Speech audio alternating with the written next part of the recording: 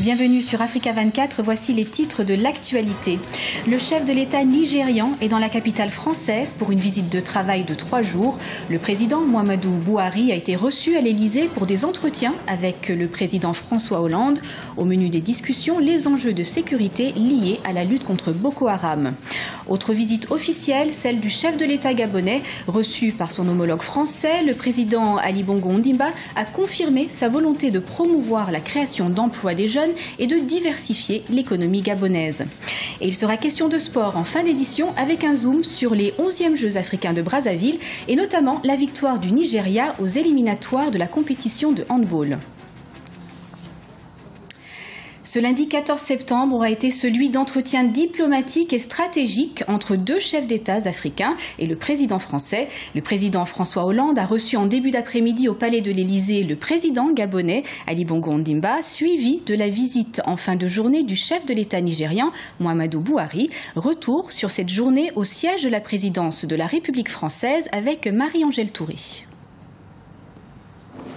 Ce lundi 14 septembre, 2 chefs d'État africains ont été reçus au palais de l'Élysée par le président français François Hollande, celui du Gabon, Ali Bongo Ondimba, puis effectivement celui du Nigeria, Muhammadu Buhari. C'est sa première visite officielle en France depuis son élection. La première économie du continent entend renforcer ses liens économiques avec la France, qui n'est pourtant pas un partenaire historique comme peut l'être le Royaume-Uni, mais tout de même, il faut savoir que le nombre de consommateurs potentiels dans ce pays d'à peu près 180 millions de personnes est intéressant pour les investisseurs. Et hormis l'économie, bien sûr, il y a au cœur des discussions entre le président Muhammadu Buhari et celui de la France, François Hollande, la question, l'épineuse question de Boko Haram, de la lutte contre Boko Haram.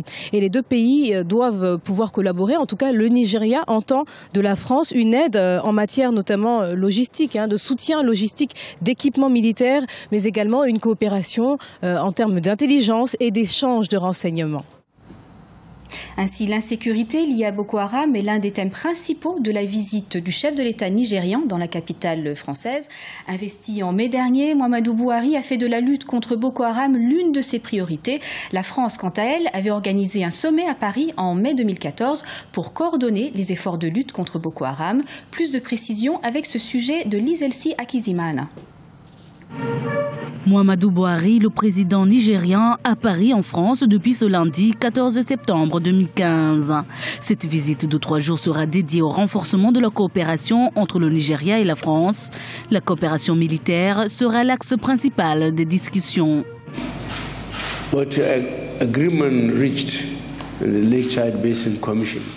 L'accord de la Commission des pays du lac Tchad d'envoyer les troupes du Cameroun, du Tchad, du Niger, du Bénin et du Nigeria s'est concrétisé à l'occasion du sommet organisé par la France en mai 2014. Il est important que nous suivons les recommandations faites lors de cette réunion. Il est important que les pays de la Commission des pays du lac Tchad soient mieux organisés lors du prochain sommet en mai 2016 pour garantir l'extermination de Boko Haram. Il est demandé à chaque pays d'envoyer un certain nombre de troupes équipées et déployées selon les recommandations de la Commission des pays du lac Tchad. Nous tenons à remercier une fois de plus la France pour son engagement.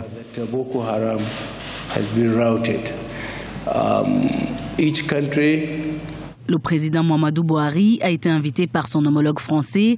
Il pourra aussi s'entretenir avec les ambassadeurs africains à Paris, la capitale française.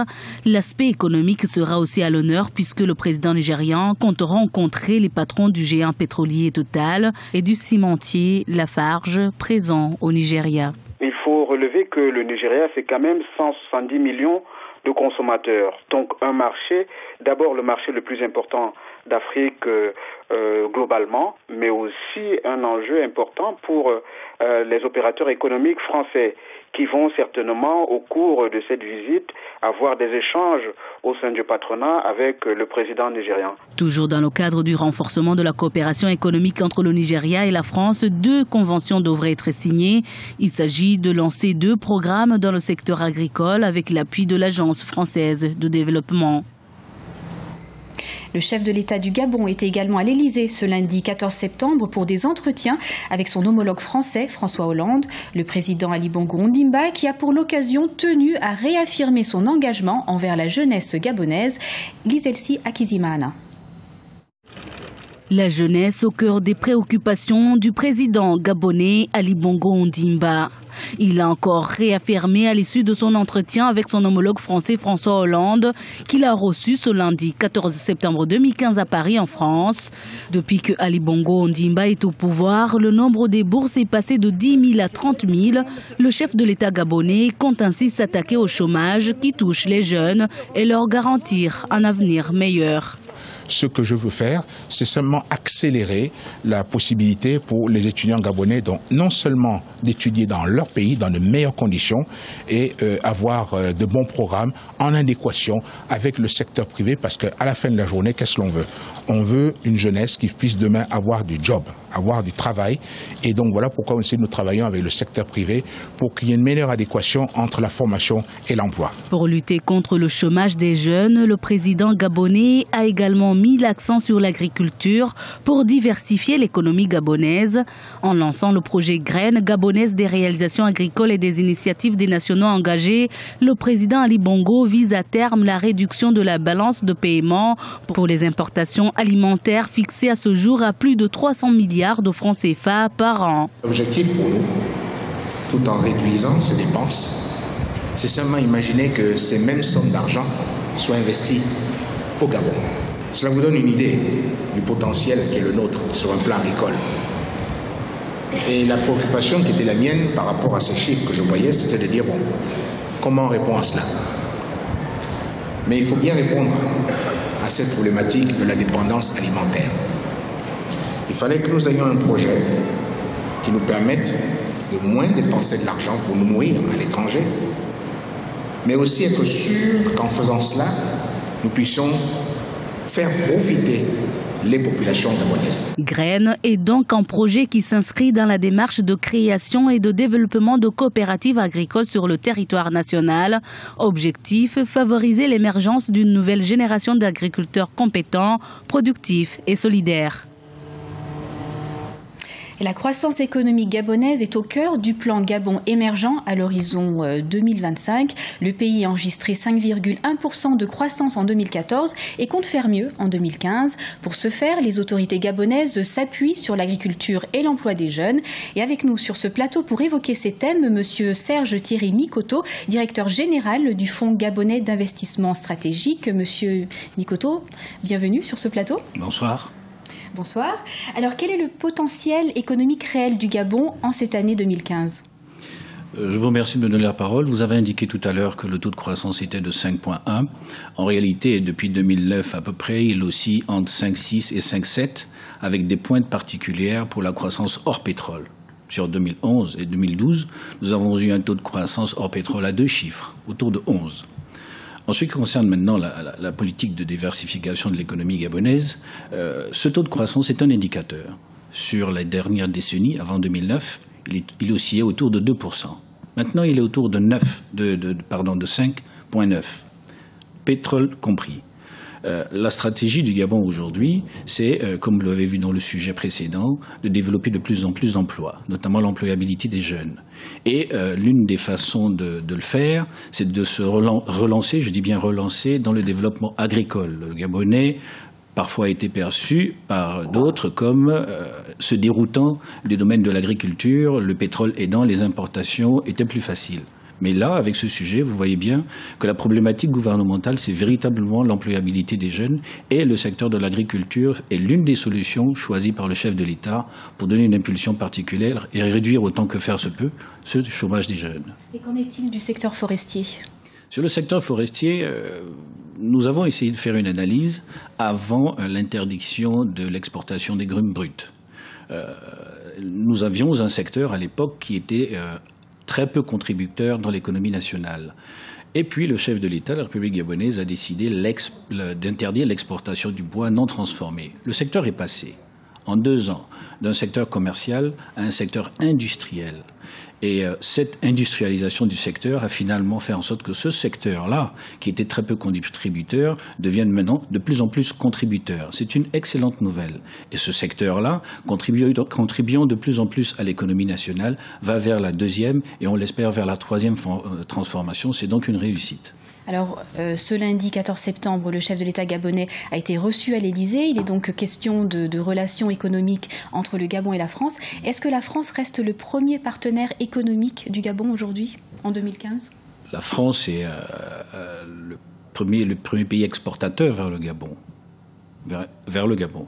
Il y a à peu près 130 entreprises françaises au Gabon qui sont dans différents secteurs d'activité et traditionnellement, elles sont dans les secteurs historiques qui sont le pétrole, les mines et le bois. Ce que nous constatons, nous, au niveau du Gabon, c'est que cette part des entreprises françaises tend à diminuer pour ne se situer qu'autour de 24% de part de marché maintenant, autour de 2014. Là où elle avait des parts de marché Gabon un peu plus importantes. Alors quels sont les pays, donc les partenaires stratégiques du Gabon si ce n'est plus la France? On pense aux pays d'Asie? Entre autres, il ne vous aura pas échappé que le chef de l'État préconise la diversification de l'économie. Cette diversification de l'économie va aussi vers une diversification des partenaires. Donc la France reste un partenaire privilégié. Nous souhaitons que les entreprises françaises s'investissent comme par le passé et de plus en plus, et qu'elles profitent quand même d'un pays qui a un taux de croissance de 5,9. Merci beaucoup, Monsieur Serge Thierry Mikoto. Je rappelle que vous êtes directeur général du Fonds gabonais d'investissement stratégique. C'est moi qui vous remercie, madame. Et un mot de sport pour terminer, direction le complexe sportif de Kintélé pour les éliminatoires de la compétition de handball qui se poursuivent aux 11e Jeux africains de Brazzaville, c'est au Congo. Reportage de Jacques Amboka. 4 rencontres de handball ont eu lieu ce dimanche 13 septembre au stadium du complexe sportif de la Concorde à Kinkélé dans le cadre de la phase des poules des 11e Jeux africains de Brazzaville. Dans le groupe B, le Nigeria a croisé le Kenya. Dès l'entrée du jeu, les Nigériens ont accéléré le rythme du match, mettant leurs adversaires kenyans sous pression. D'où le score logique à la mi-temps, Nigeria 11, Kenya 8. The Nigerian team is really... Le Nigeria est en train de jouer un jeu beaucoup plus technique. Le Kenya est une équipe encore jeune, mais on se rend compte qu'ils sont déterminés. Ils se débrouillent bien et ils sont même en train de coincer le Nigeria. Par moments, les Nigérians sont mis en difficulté. The Kenyans, I think, are now struggling to find their feet. Après la première partie, le Kenya a essayé de revenir au score, mais face à une équipe nigériane beaucoup mieux organisée et confiante, le Kenya est passé bien à côté de l'objectif. À la fin du match, le score était de 27 contre 19 en faveur du Nigeria. Ça n'a pas été facile pour nous de gagner ce match. Cette rencontre nous a permis de découvrir nos faiblesses afin de bien se préparer pour le prochain match.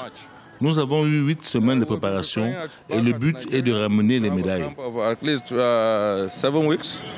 Par sa victoire contre le Kenya, le Nigeria est donc qualifié pour les demi-finales. Ce dimanche 13 septembre, dans le groupe C, la RDC a fait un match nul avec le Gabon, 30 buts partout. 11 pays côté hommes et 10 côté dames participent à la compétition du handball aux 11e Jeux africains de Brazzaville. Et toute l'actualité des 11e Jeux africains est à suivre sur notre antenne grâce à la couverture exclusive de nos envoyés spéciaux dans la capitale congolaise. Alors retrouvez tous les jours le journal des Jeux à 16h15 GMT et le club des Jeux à 20h GMT. Ce journal a été réalisé par l'ensemble de la rédaction. Nous vous remercions de votre fidélité. Dans un instant, une nouvelle édition de l'actualité sur Africa 24.